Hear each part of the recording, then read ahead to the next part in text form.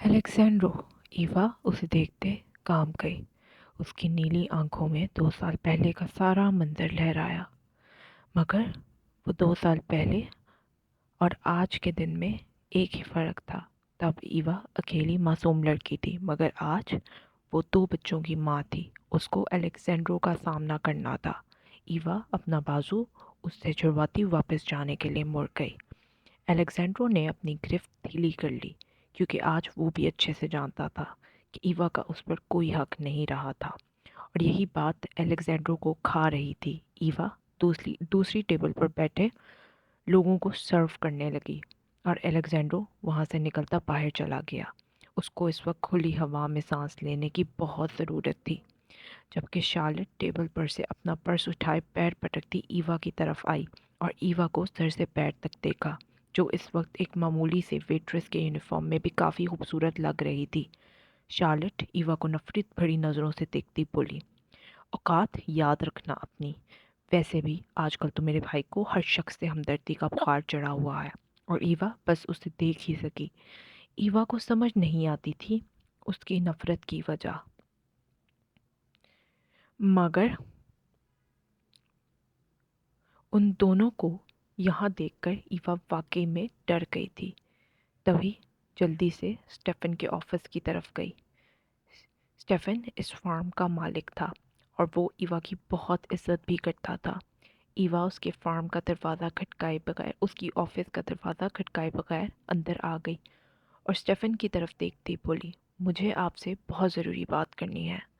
Stephen अपनी chair से उठता अभी कोई जवाब देता कि अलेक्जेंड्रो बोला, क्या यहाँ के वर्कर्स को आपने तमीज़ नहीं सिखाई मिस्टर स्टेफन? अलेक्जेंड्रो, जो कि अभी अभी स्टेफन से शेयर्स की बात करने आया था, भुआ चुकाता बोला, जबकि उसकी बात पर ईवा का चेहरा तो वीन से लाल हो गया। स्टेफन को भी अलेक्जेंड्रो का अंदाज पसंद नहीं आया। तभी बोला, ईवा वर्कर नहीं, मेरी बहुत अच्छी दोस्त हैं, और ये जब चाहें यहाँ आ सकती हैं मिस्टर अलेक्जेंड्रो। स्टेफन नरमी से बोला, जबकि ईवा अपने लाल होते चेहरे से बाल नरमी से कानों के पीछे किए बोली, मैं बाद में आ जाऊंगी। ईवा फौरन वहाँ से हांफते हुए कमरे से बाहर चली गई। उसको इस वक्त अपनी टांगें कांपती हुई महसूस हो रही थी। ईवा के दिमाग में बस एक ही बात थी, उसे अपने बच्चों को एलेक्जेंड्रो से छुपाना था किसी भी तरह।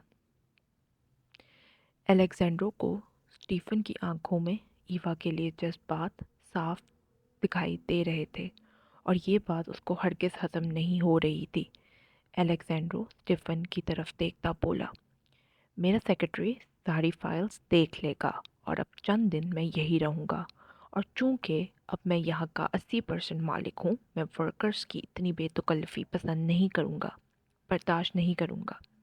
एलेक्जेंड्रो ने स्टीफन को जैसे वार्न किया। बेशक एलेक्जेंड्रो काफ़ी लंबा था, मगर स्टीफन भी उससे कम नहीं था।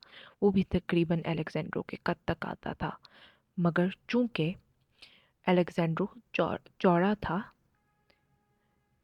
तो उसे उसकी वजाहत उसे सबसे अलग बनाती थी। स्टेफन ने एलेक्जेंड्रो की बात पर अपना सर हिलाया, और वो ऑफिस से निकल गया। ईवा अपने आंसू साफ कर ही रही थी कि अभी करती बाहर निकली ही थी कि उसे एजल की कॉल आ गई। ईवा ने फ़ौरन अपने ड्रेस की पॉकेट से फ़ोन निकालते कॉल उठाई। क्या हुआ एजल, क्या वो तंग कर रहे हैं? जबकि एजल उन दोनों शैतानों की तरफ देखते बोली, हाँ, अभी बहुत रो रहे थे तो मैं इन दोनों को यहाँ फार्म ले आई हूँ। हम वर्कर्स रूम में हैं, जल्दी आ जाओ। ईवा को तो जैसे उसकी बात पर धचका लगता महसूस हुआ। वो फौरन से खूबसूरत गोल्फ ग्राउंड से गुजरती हुई रेस्टोरेंट के रेस्टोरेंट की बैक साइड पर भागती हुई आई। उसके दिमाग में बस एक ही ख्याल घूम रहा था कि अगर अलेक्जेंड्रो ने उन्हें देख लिया तो क्या होगा। शायद वो उससे बच्चे छीन ले और उन्हें लेकर शिकागो चला जाए। ईवा को अपना सर घूमता महसूस हुआ, मगर ईवा फौरन से वर्कर्स रूम की तरफ आई, जहाँ हेनरी बेबी कोट में बैठा अपनी सुरमई आंखों से माँ को देखते खिलखिलाया, जबकि जेम्स अपनी तोतली मासूम आवाज में बोला, वाह। अब हेनरी भी अपने भाई के पीछे लगता वाह वाह बोलने लगा।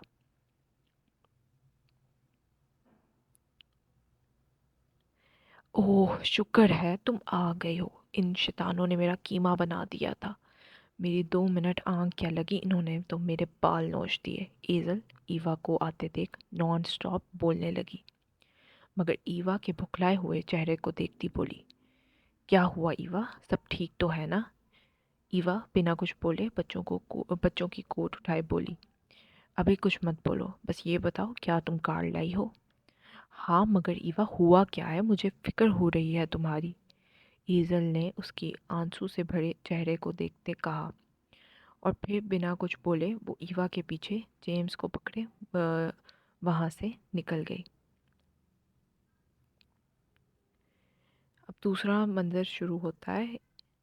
एजल, वो यहाँ आ गया है, मैं क्या करूँगी? ईवा कांपते हुए बोली, जब एजल ने अपार्टमेंट का दरवाज़ा पीछे से बंद किया। ईवा प्लीज़ रिलैक्स, और कौन आ गया है? एजल ने उसे काले लेदर के सोफे पर बिठाया, जिस पर जगह जगह से छेदने के निशान थे, जिसको ईवा के दोनों शैतानों ने मिलकर किसी नाकाबिल छोड़ा था। एलेक्जेंड्रो यहाँ फार्म में है एजल, मैं क्या करूँगी? मुझे कुछ समझ नहीं आ रहा। वो मुझसे बहुत नफरत करता है, वो मुझसे इन दोनों को छीन लेगा। एजल हैरत से उसकी तरफ देखती सोफे के पास कुर्सी पर बैठी। वो अपनी औलाद से नफरत तो नहीं करता ना? मेरी बात सुनो ईवा, तुम्हारी औलाद और तुम्हें अलेक्जेंड्रो की ज़रूरत है। वो जितना भी जालिम हो, अपनी औलाद को उनकी माँ से अलग नहीं करेगा। अगर तुम यूँ चुपती रही तो मामला और भी ख़राब हो जाएगा। एजल ने हेनरी को गोद में लेते हुए ईवा को समझाना चाहा, जबकि ईवा फौरन बोली, नहीं, किसी को भी इस बारे में नहीं पता चलना चाहिए। मुझे स्टीफन को फ़ोन करना ही होगा, शायद वो कुछ जानता हो कि अलेक्जेंड्रो शिकागो कब वापस जाएगा।